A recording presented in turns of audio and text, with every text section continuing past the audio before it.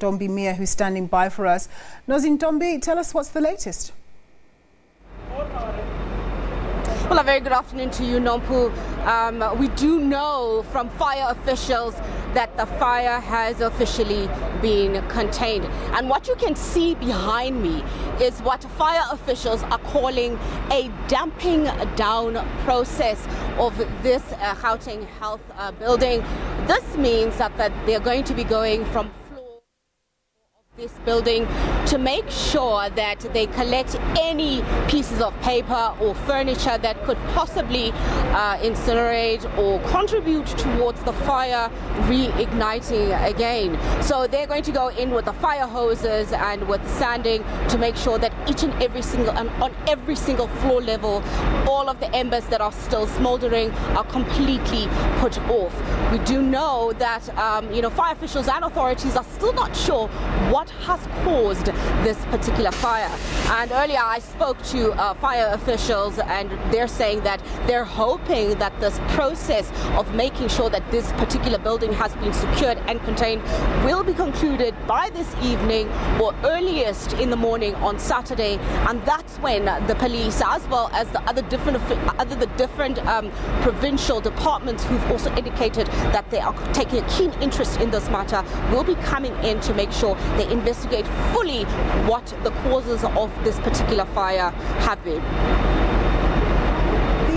The local community there, are they still in shock, or is it pretty much business as usual now that the fire has sort of settled down?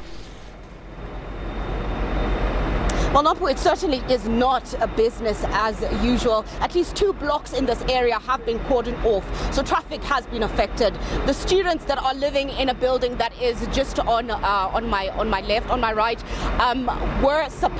they were moved out of the building on Wednesday when the fire initially started, and they were also evacuated again on Thursday. But it seems as though the students are coming back into this particular building. We're not quite sure yet. We have spoken to some of the students, and they claim that they were told that the fire has now been extinguished and then they can come back. We've seen some of the students that have been coming in and out of the building, collecting some of their clothes to go outside of the building. They're saying that they have found alternative accommodation over the weekend, but those who don't have alternative accommodation say they're willing to rough it for as long as they don't have alternative accommodation. The buildings, in terms of the office blocks, have been affected, and traffic in and out of those office blocks has been diverted. So it certainly is not business as usual. This fire has caused such massive damage to this area, to this community, and so many are still traumatized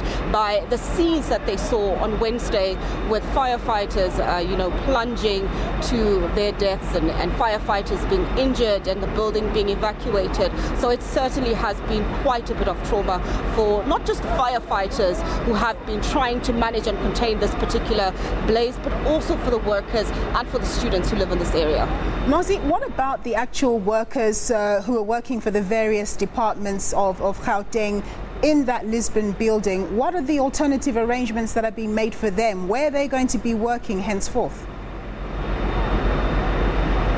Well, earlier, MEC Gwen Rabakopa, who is the MEC for Health, held a briefing here outside this building, and she explained that she has been speaking to the various management heads of the health department, as well as the 2 other government departments that were housed in this building, to try and make sure that they find alternative, business accommodation, so that it is the business of the day is not affected.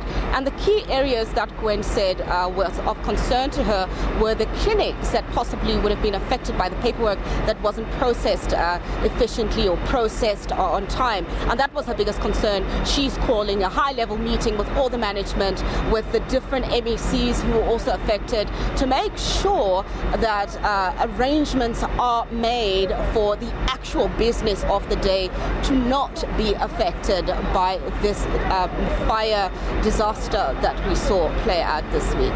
Nozi, the last thing, I don't know if you were on the ground when our colleague Hatikani was speaking to the EFF, but even though investigations haven't been concluded and we don't even know what the cause of the fire was, they already want to go to a police station and charge a few executive members of the Gauteng government with murder. It's quite interesting, isn't it? It is very interesting that the EFF want to, file charges. Hitakani did speak to them on air, and we just managed to speak to them as they got off air with Hitakani, and they indicated their sheer unhappiness with the situation, and they want heads to roll. And you recall, Nompu, it's not just the EFF that wants head to roll, it's the MECs. We heard the mayor of Johannesburg say that, heads must roll. Investigations need to unveil who the culprits are.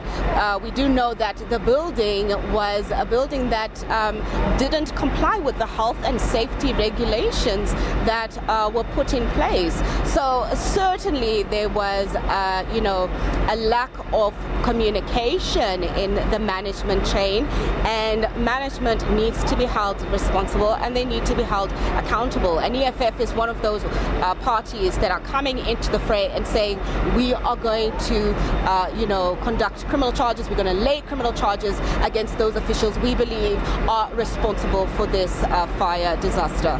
All right, Nozintombi, we're going to leave it there. Thank you very much. That's my colleague Nozintombi Miya reporting from the Johannesburg fire. We're going to go for a short break.